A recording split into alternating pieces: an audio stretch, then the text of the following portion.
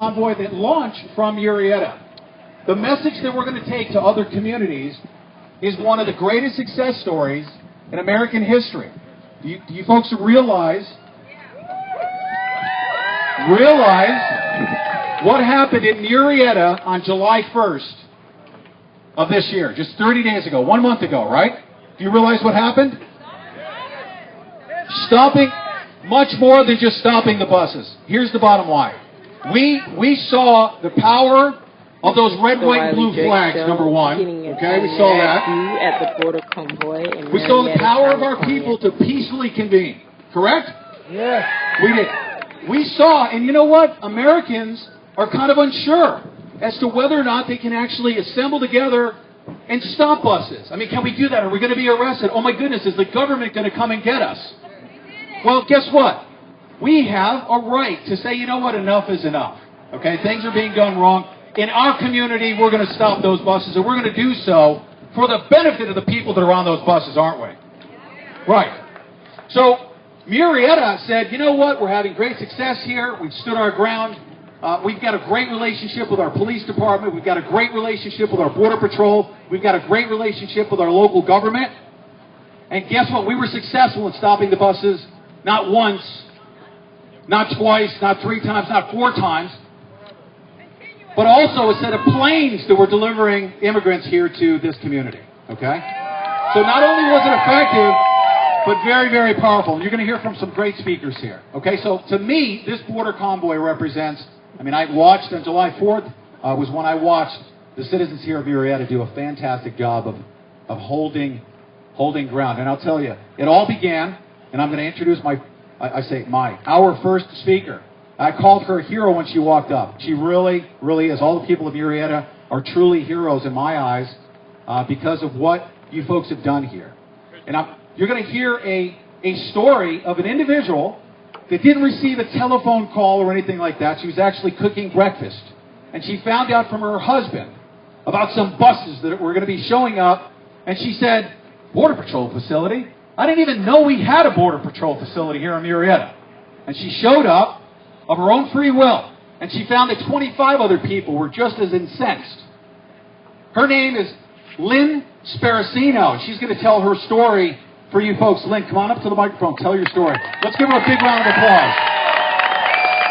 Lynn is going to tell you a little bit about her story, what she's all about, and of course give us some words of encouragement for everyone across America. We're on the live stream as well, so be sure to say hello to everyone on the stream. Good evening, everybody. I don't have a speech, so the first thing that I have to say is, and please excuse my voice being a little shaky, I'm not a hero.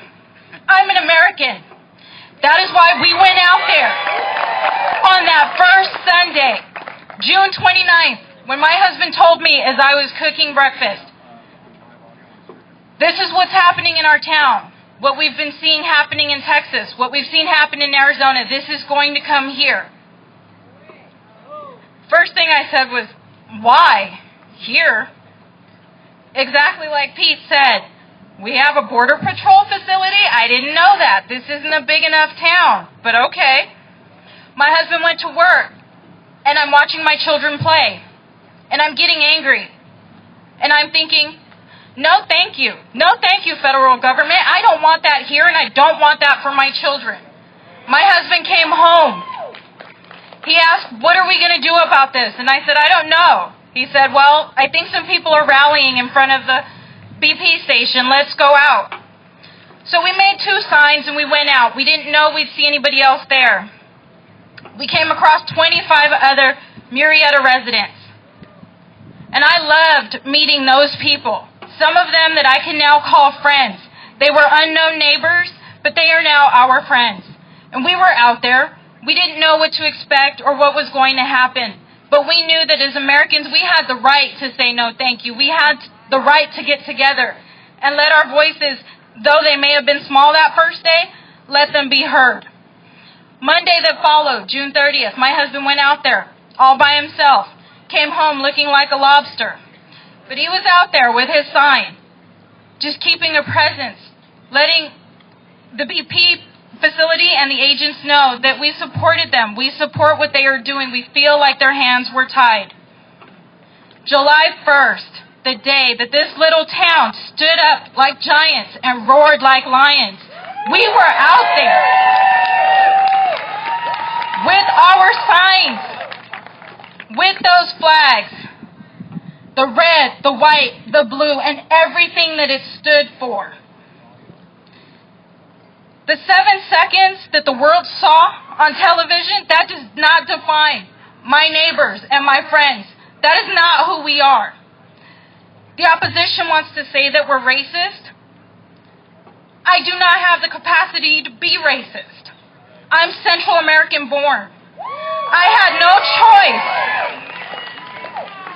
I had no choice when I was 4.5 years old to come here. My father was given a choice. Come here illegally and keep your family intact, or come here legally and go without your wife and the mother of your children for God knows how long. 2 little girls were without a mother and a husband without his wife for 1 month because my father chose to come here legally. So as we stood out there on July 1st, I was standing out there as a mother defending a country for her babies. I was standing out there as a Central American who didn't have a choice, but did right by this country that gave my father opportunities. I've been working in this country since I was 13 years old. When the opposition says that they come here to do the jobs that we don't want to do, I believe them. You know why? I've done those jobs. Since I was 13 years old, I've worked in hotels. I've cleaned up alleyways and off the sides of buildings, but I've worked. And when I was old enough, I didn't ask for my father's blessing. I walked myself down to the federal building and I filled out those papers. Because since the day that we arrived here, when I was 4.5 years old, I was an American. I believe in everything that our founding fathers laid out for us. I believe in upholding the Constitution.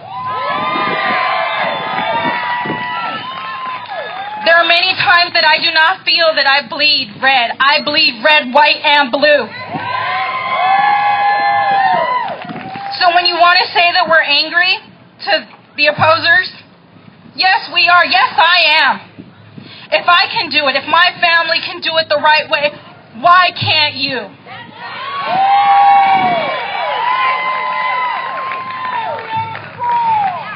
To be here 30 days later, I feel so proud. This is a completely organic, grassroots movement to see you all standing out there. To have the world take notice of this tiny town. To me, this is tiny. I grew up in that sanctuary city of LA. This is a tiny town. And you guys, we made the world take notice. I've lost friends. I can't talk to certain family members because of what I believe in. But every day that I look at my children, I know that I made the right choice to go out there and stand out there and to say, no, thank you. We have to keep doing this. If Murrieta set an example, then let the border convoy, let everyone who can take the example across the country and let other towns know you are not alone. To that mother in Houston that was asking, what about our children? I asked that question. We won't quit. You're right. We won't quit because as long as my children are growing up in this country, it is my divine right to fight for what is right for them. I understand that some of those women and some of those children did not have a choice. I didn't. I understand that they may be used as pawns, and this is what I have to say. Let's continue to say, no, thank you. This is my story. I'm not a hero. I'm an American, and we have to continue doing this.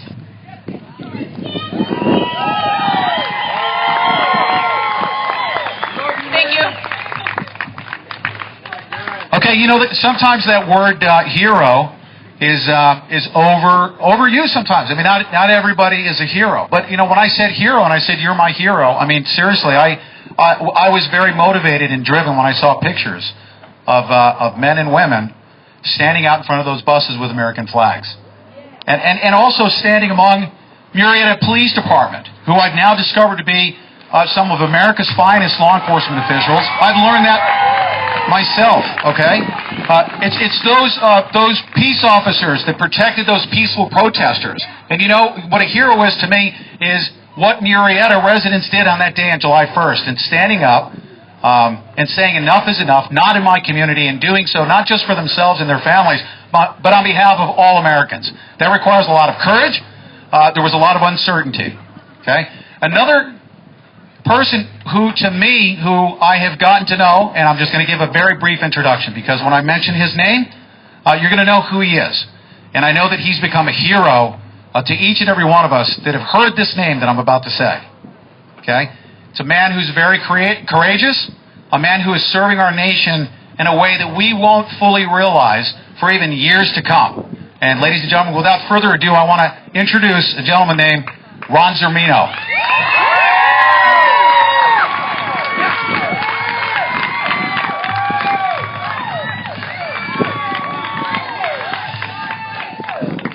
Hello, neighbors. As you can see, I have a script, so I have to play by the rules. So bear with me on my script.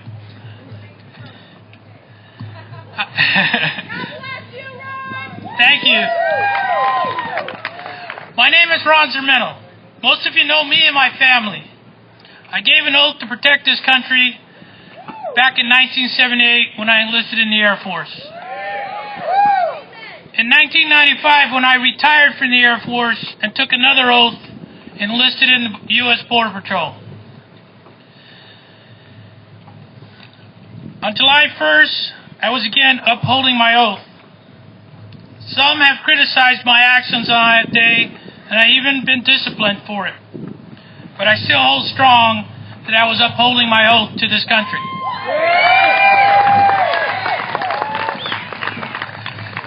I want to talk to you about what occurred on July 4th, 2014, through my eyes, what I saw.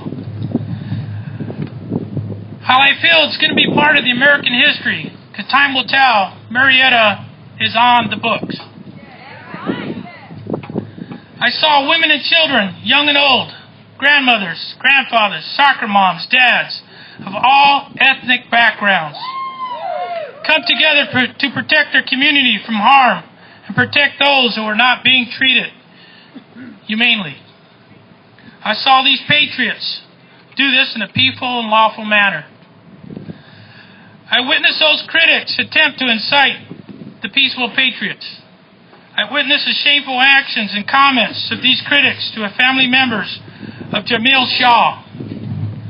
Let me tell you about Jamil Shaw. Some of you probably don't know about him, and hopefully today you'll understand. In 2008, Jamil was walking home. This kid was 17 years old, prominent football player, and he had a promising career. He was only not even blocked from his house. An 18th Street gang member named Pedro Espinoza shot Jamil in the stomach. As Jamil laid on the ground, helpless, Pedro went up and executed him. Pedro came to this country as an illegal alien. This family was there on July 1st, protesting illegal aliens.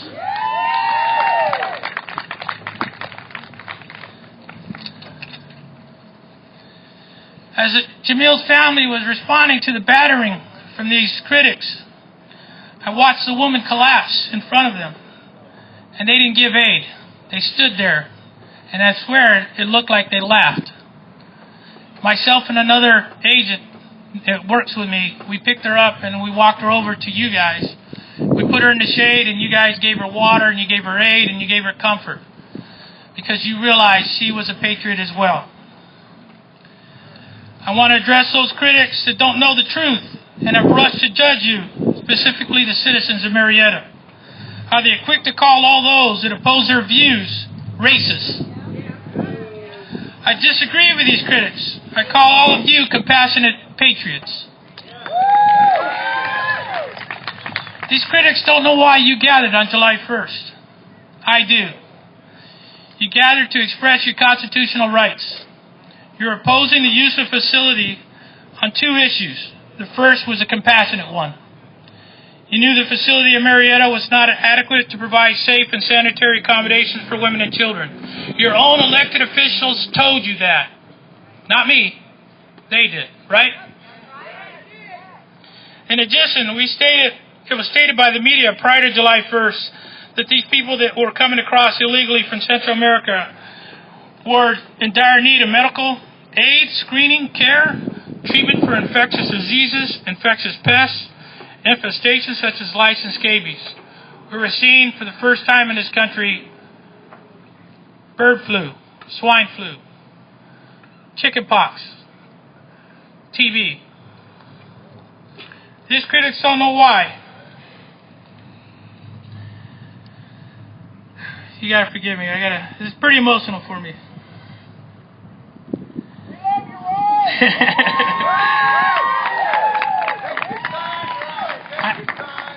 You were informed by these elected officials that they offered the agency to provide a mobile hospital, to provide care for these people.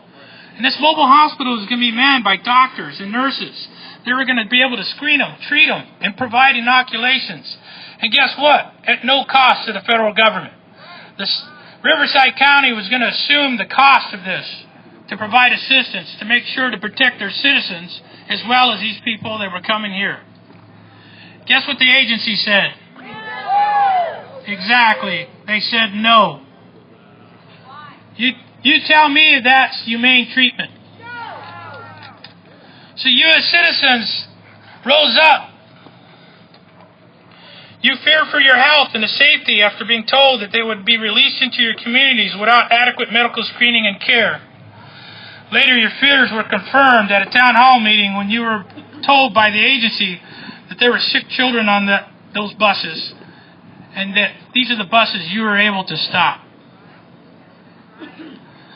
The second reason is the current crisis has been created with the administration's catch and release policy, which has encouraged many to enter into this country illegally. That as a citizen of this great country, you demanded that the laws of this country are upheld, enforced, that you demand a secure border.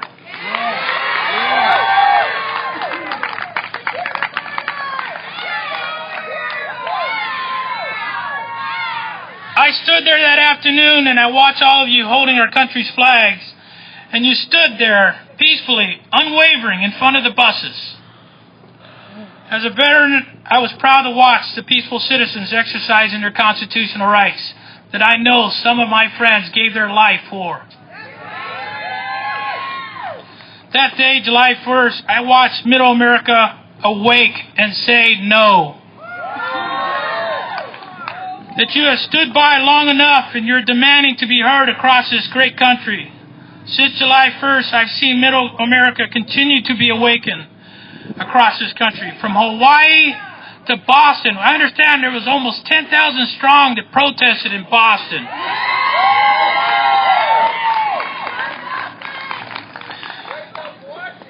The elected officials of this country better pay attention to what the citizens of this country want and expect. If they don't listen come this November, they're going to wish they did. In closing, I want to thank you for supporting the Border Patrol agents who are at the front lines defending this country. They're protecting you from those who wish to come to this country and do us harm. They do this without reservation. Every day they go out into the field. Majority of the time, they're understaffed. Their work hours have been cut. They face the ruthlessness of the cartels. They are not properly equipped to make do, but they make do with what they have. Now, this current crisis, the cartels are using it as a new weapon against the agents in this country. We need our elected officials to provide necessary tools, laws, to combat the cartels and their weapons. I wish you well, and I pray that you continue to wake up in Middle America. Go, Murrieta.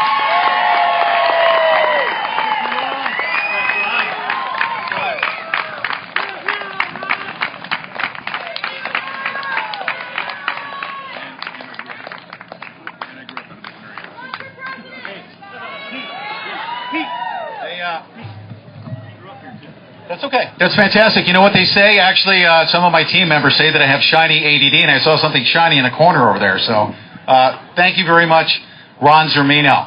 You know what? How about another huge round of applause for Ron Zermino? Okay? And one very special note. Okay, we're going to be talking about this quite a bit out on the convoy, okay? Especially when we stop in Phoenix, Arizona. I call it Pahonix, Arizona, on the front doorstep of John McCain, who did quite the opposite of what I believe we need to do, and that is to provide whistleblower protection, not potential prison sentences as he's written into the CREST Act, okay? Prison sentence for those individuals, okay, whistleblowers internally within the federal system. John McCain wrote legislation that would essentially prohibit whistleblowers, good patriotic citizens within our within our system. Okay, so boo to John McCain, absolutely. Okay, all right. My next introduction is for a gentleman who, quite frankly, July 4th, July 3rd or 4th is when I came down to Murrieta, down the 15 freeway. I'm from Victorville. I'm from Southern California. But you know what? I met most of you here in Murrieta through this effort, and I met this next gentleman just really 30 days ago. Just think, ladies and gentlemen, what has been done, including the stopping of the buses and the organized efforts through the passions of the citizens of Murrieta. Just think what has been done within a 30-day period to kick this off. What a great group of people we have to launch this thing, and we expect, and we want to encourage, I want to get on the live stream here, okay? These good patriots right here are starting us off. Just as they did on July 1st in stopping the buses and leading by example, we're setting out to visit communities, to support other communities. We want you to join this convoy. That's what this is all about. We're going to get out there. We're going to ask each and every one of you to join us. Each and every American, each and every individual that really wants to save our country, join us, right? So, big round of applause for everyone here that wants all Americans to join us on this convoy. If all goes well, we'll have 1 million people, and we just continue on to Washington, D.C., and go kick that NDAA basketball dribbler, Barack Obama, out of the White House. What do you think? That's right. That's right. Okay. Ladies and gentlemen, the director of GrassFire.com, Liberty News, Mr. Eric Odom. I just got to know him over the past several weeks, and this man is an absolute machine. Has done a lot to help this effort. But Eric Odom, ladies and gentlemen. Thank you, Pete.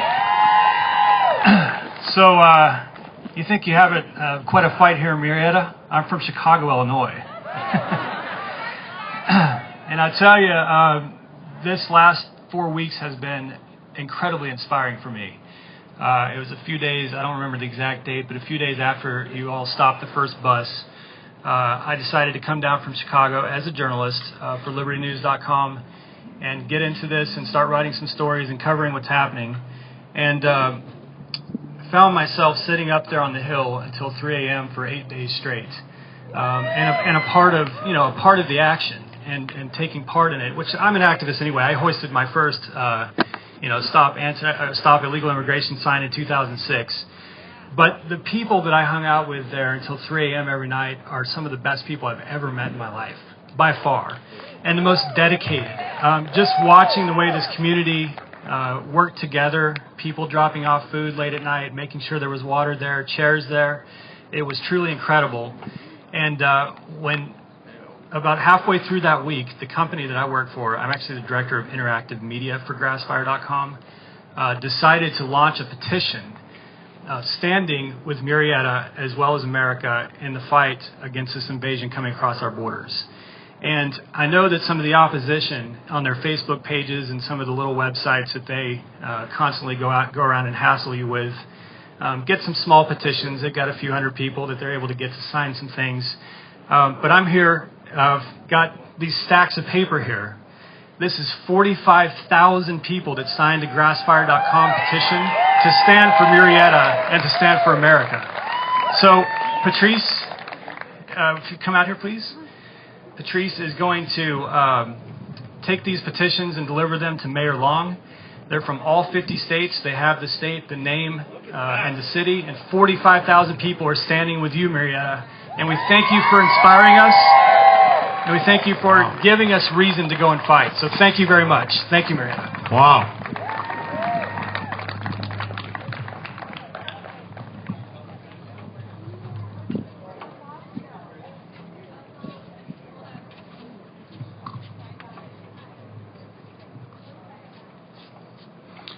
Thank you. Did you see the stack? Oh, that wasn't one page per signature. I mean, that was a list, an unbelievable list.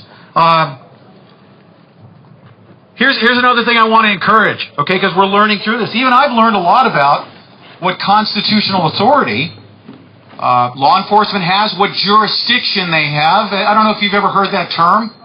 Like when I walk up to the Murrieta Police Department and I say, hey, tell them not to bring buses here. I mean, tell the federal government not to do this on the 4th of July. That would just be an incitement. You know, I told them it'd be like sending a drone strike to Murrieta to send a bus on the 4th of July to do this to a bunch of patriots. Why are you going to do that? They say, well, unfortunately, we don't have jurisdiction over the federal government. And guess what they learned? They do.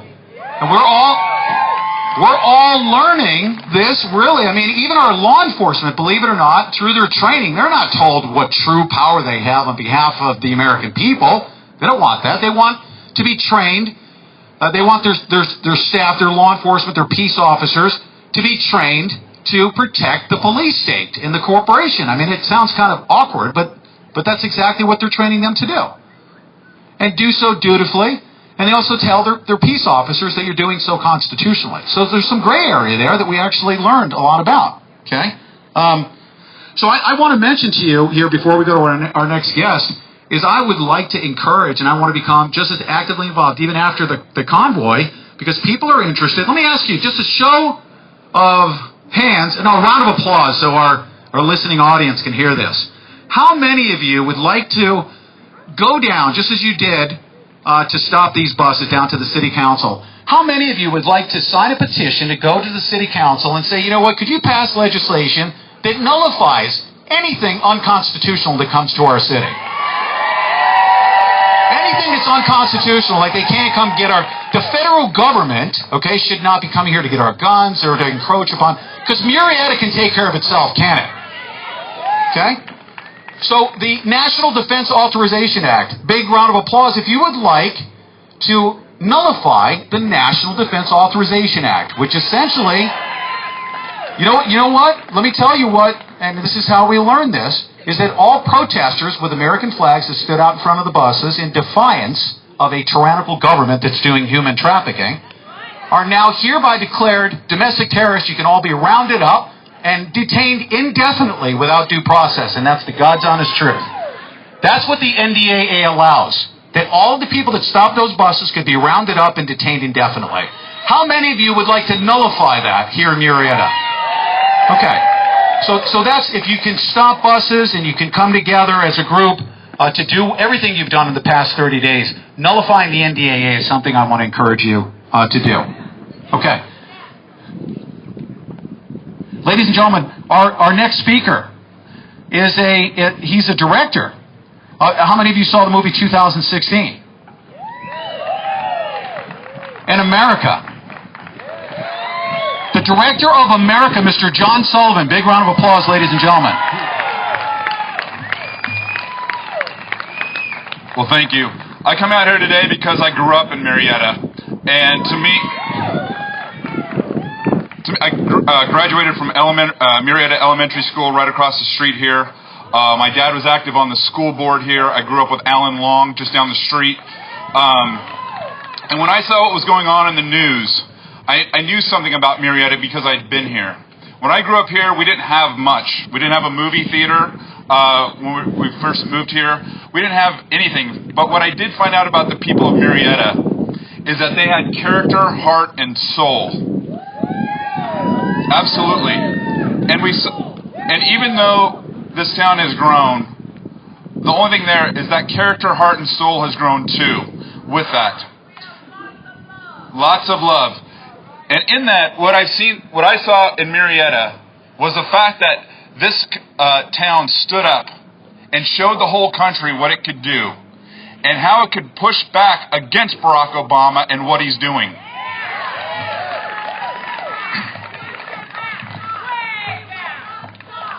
I want to go over just a couple statistics here because I think these are important points to make of what's going on.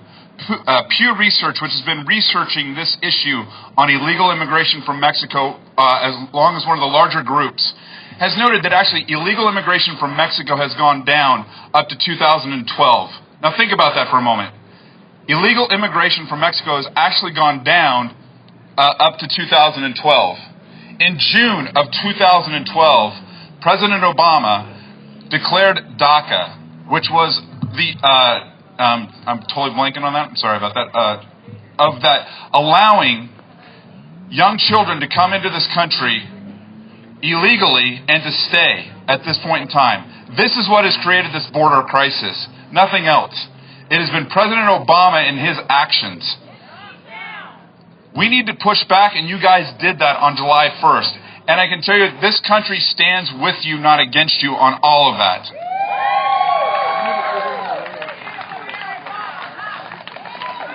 And the other thing, too, that was seen, I think, for people across the country is that your compassion was seen as people were, as was pointed out earlier, that you were looking to help in a certain way at the same time while stopping these buses. This is a compassion issue, and it's been created by Barack Obama and his administration. Think about this. We have thousands of children being sent across our border to be used by drug cartels and others. This is a human-created crisis that is being created by basically one man and his administration. And again, when you stand up against that, you are showing that we, the people, still have the power against that authority, and we will not let tyranny stand. Thank you, Murrieta.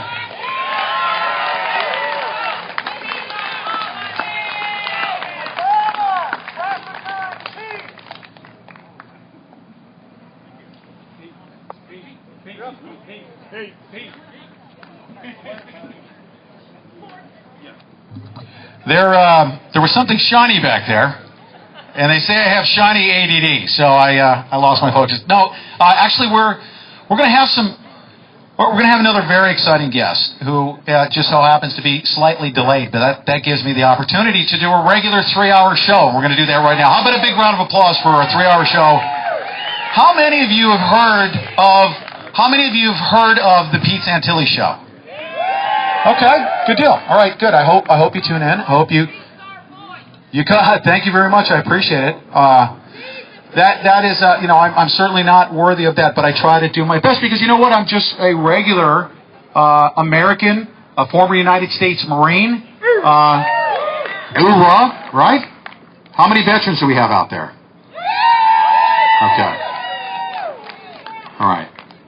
All you need to do if you're on a waiting list at the VA is to of course get in line behind the Guatemalan illegal refugees, they say, and you'll get instantaneous health care. I heard today, if you don't mind me saying so, that there are some very luxurious accommodations, of course, not just great health care. And to you veterans, I want to apologize. I'm a disabled American veteran myself. I'm not in need of medical care. But I was absolutely incensed to find out that we're offering, in this hurried thing, regular Obamacare, I guess, for these so-called, what the United Nations is calling, what I call illegal aliens, but these refugees that are coming in. Okay? Thank you. But to give them, I mean, just picture this, in the haste and the hurry, and especially as a result of what Murrieta did to demand that proper medical screening be given to... Pardon me? I'm sorry. Say that again. Okay. Anyways, somebody was talking in my ear. But to offer medical care to this tsunami of immigrants that's coming, and put them in front of the line, in front of our veterans who are dying on waiting lists, is absolutely unacceptable. Is it not? It's unacceptable. Absolutely. So. Roar from the crowd. Yes, everybody is very upset by that. All right, here's another thing. I had And I want to share this with each and every one of you. By the way, Sheriff Joe Arpaio, when he showed up at a protest, that's right, yes, Sheriff Joe. I got to know him, I conducted an interview, but he walked up just before we even did introductions, and he pointed to the person I was with and said, "Are you a protester? Where are those protesters? I want to talk to them." Okay? And Sheriff Joe, he wants to get out there and he wants to talk about these issues and educate his opposition as to what he's all about. And he wants to do that fearlessly. So even the media, okay, and the liberally biased left stream media, I want to talk to them. And I want to help educate them on what we as a group of individuals, a coalition of like-minded individuals, are all about. And I had a conversation with a member of the media. And one of the first things out of that person, and a very nice gentleman, of course, but one of the first things he says, "Are you here for the babies?" And I said, "You know what? We're actually here for 100% of all these immigrants that are being stuffed into buses, okay? Not just the 20%, which are the babies and the children, okay? We unfortunately have a liberally biased media. We have the people that are running our federal government who are so focused on that portion of the population of immigrants on these buses who are children. Why do they do that? Because they want to tug at the heartstrings of Americans. And I think it's absolutely appalling that the liberally biased left stream media, I would say, that comes to me and says, "Are you here for the babies?" Or just regurgitating that thing. No, big round of applause if you're here for the well-being of 100% of those people on those buses, right? Those immigrants that are coming in on the buses. All of them, adults, okay? How many of you want to, let's say, get on those, stop the buses, okay? And for instance, say, okay, how many people do we have on the bus? We have 100 people here on the bus. Okay, well, unfortunately, we only have, in this jail in Murrieta, the ability to process 25 individuals per 8-hour shift. How many of you would want to stop a bus because we have too many people to put into this jail? On behalf of all the people on those buses, how many of you would want to do that? Wouldn't you say for humanitarian reasons, really, if you think about it, that we as a people, yes, we could say, you know what, we want to stop illegal immigration. We want to do so right now. But don't you agree that we as a people here in Murrieta, it doesn't matter where you are, we as a people here in Southern California want to stop the buses to protect and make sure that all 100 of those people are not crammed into a facility inhumanely. Don't you agree with that? Okay, how many people on this bus? 100. How many of them have been properly medically screened? Now, tell the truth. How many of you would like to have them properly medically screened before we take those 100 people on the bus and stuff them into an overcrowded facility? How about a big round of applause for being more humane than the left side of the spectrum? More humane, okay? The left side of the spectrum, I'm going to call them out for what it is. I think it's appalling to me that the left side of the spectrum is so focused on brainwashing America that their efforts are on behalf of all the babies and the children. That they're doing such a great job trafficking all these human beings everywhere. Did you know that if somebody has TB and they're on that bus, what do you think the possibilities are that that person with TB has contaminated everyone else on that bus? Okay? That's what we're about. So the reporter that asked me about the babies, I would like to respond back to that reporter. Why are you not totally concerned with 100 people sitting on that bus who may be contaminated by disease, who may also be mingling among, guess what? Criminals.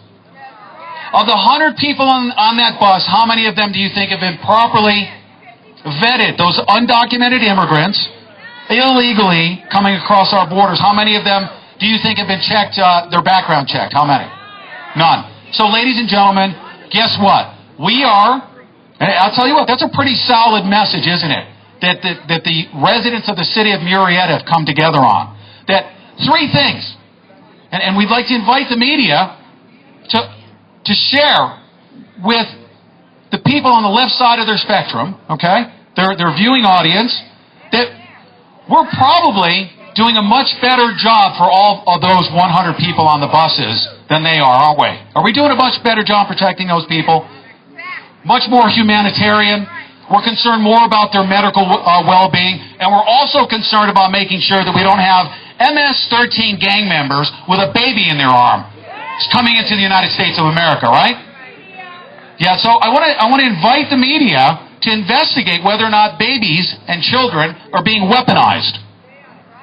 I joke about it. How about some laughter? That was funny. Weaponized babies, okay? Because you'll notice that the MS-13 tattooed gang members that are coming across the border have babies and children, and we can't even verify if they're actually a family member and they're coming in to the United States of America. So we're concerned about whether or not there's enough room for all of those 100 people on the buses, right? We, of course, want to make sure that everyone is properly medically screened. Did you all know that I learned the other night that those planes that have been coming into Southern California are so contaminated? Can you imagine how many of those people on those planes had TB? Do you think those planes were contaminated with TB? That the ventilation system has so contaminated those planes, and because the federal government, the people that are running our federal government are so incompetent, they did not even sanitize those planes or decontaminate them? Huh? Yeah, have you ever watched the movie Outbreak? What's next, Ebola? Right, exactly. So, first and foremost, capacity, right? Big round of applause. We want to make sure they're not stuffed in like sardines into these facilities. Murrieta is a jail, by the way. It's not set up to house that many immigrants, right? Secondly, proper medical screening. And thirdly, making sure that these people are not criminals. And don't, we don't say any longer, because now we know better. We don't say, send them back to their country, because you know what? They came from bad circumstances. Okay, let's send them to a much better place, like 8 Mile in Detroit, where it's much safer for them. That's where they're going. Okay, all right. So we're not going to say let's send them back to their country, but at minimum, let's send them back to their port of entry and say, you know what? Thank you very much for trying to get in here, but you're going to have to come back with documentation. How many of you right now would run out the door and head for Guatemala without any paperwork? How many of you? Who leaves their houses without proper documentation and a big wad of cash? Come on. Exactly. All right, so anyways, this is not the Pete Santilli show, okay? But if you tune in to the Pete Santilli show, I would say throughout the convoy, each and every day at 10 a.m. Pacific time until 1 p.m., our motto is, on the Pete Santilli show anyways, my motto that they've given me, that I have to stick strict to, is we'll tell the truth whether you like it or not. Sometimes it sounds a little bit painful, some of the things that I say, but we live in painful times, don't we? Sometimes I'm told that, geez, the radical concept of, I just want to take the temperature of everyone. I'm going to throw something out. And people have told me it sounds so radical, it'll never get done. We have a problem with drug trafficking over this border, don't we? Right? It's a radical cut. This is on the Pete Santilli show, the stuff I talk about. I say, you know what? We could stop drug trafficking by forcing the cartels to compete with Walmart. Why not decriminalize drugs overnight? We could solve the drug trafficking within a matter of hours. Such a radical concept. People are like, that'll never happen. That's so radical. You know what's even more radical? Is the number of people who are dying, the number of people who are addicted to drugs. At least we might have a possibility of maybe getting those people some treatment. And I'd much rather have the drug cartels, rather than competing with themselves for territory in Compton, for selling their cocaine and heroin, why not let them compete with the likes of Walmart Corporation for the sale of those drugs if it were decriminalized? So, show of hands. Just give me a show of hands, not even a round of applause. How many of you are for decriminalizing drugs? Absolutely nobody. Radical concept. And if you want to hear about radical concepts like that, tune in. No, there we go. Don't talk about that. Are we okay? Oh, he's not. Okay. Ladies and gentlemen, I was told to stress a little bit because we had such a great guest, okay? I want to give out a couple of websites here.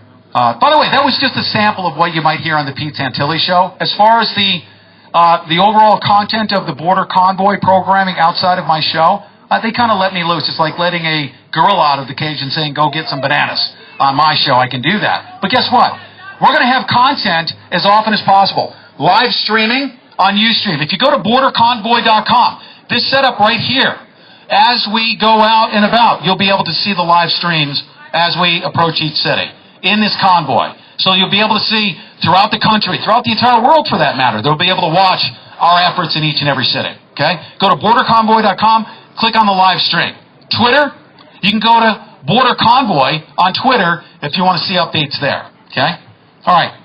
I'm going to introduce, we're going to conclude, not conclude. We're going to, I would say, this is the most fitting way for us to send us off and to launch this Border Convoy. I believe, and I've said this directly to him, I believe, ladies and gentlemen, that we have the power as a people to save our country. I believe we do. I believe that this is a David and Goliath situation. We are up against some almost insurmountable task. We don't have the mainstream media per se on our side. Of course, they're coming to learn about our story, and hopefully we get their support. But I'm going to say that we are going to need some divine intervention because of where we are in our nation's history. Don't you agree? Amen.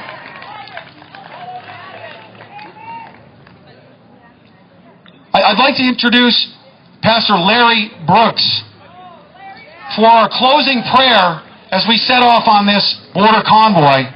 He's not only a pastor that's going to close us out and to send us off on this journey, but he's also the father of one of those, we'll say, soccer moms that stood out in front of those buses waving flags. And, sir, if you could please step forward for our closing prayer. Pastor Larry Brooks, ladies and gentlemen.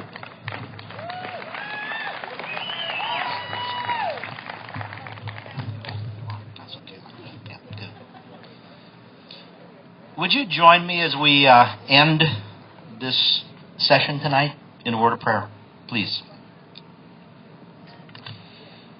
Our most good and gracious God, we come before you with utmost humility, knowing that no undertaking of ours can be truly successful without your blessing. Yes.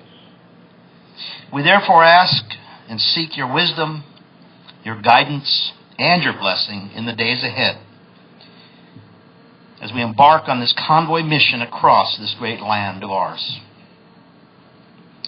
Lord, we come before you in boldness on the one hand and trepidation on the other, not knowing what the days ahead might bring. And it's with that bit of fear in mind that we are reminded of a simple word given to Joshua as he set out to face the journey before him in his day. Those words of comfort that you gave to him, found in Joshua 1:9. Have I not commanded you, be strong and courageous? Do not tremble or be dismayed, for the Lord your God is with you wherever you go. Yes. Lord God Almighty, will you please go before us? And will you be with us on the journey that's been set before us? We pray this in the name of your Son and for his sake alone. Amen. Amen. Okay, go ahead and stop it and then save it.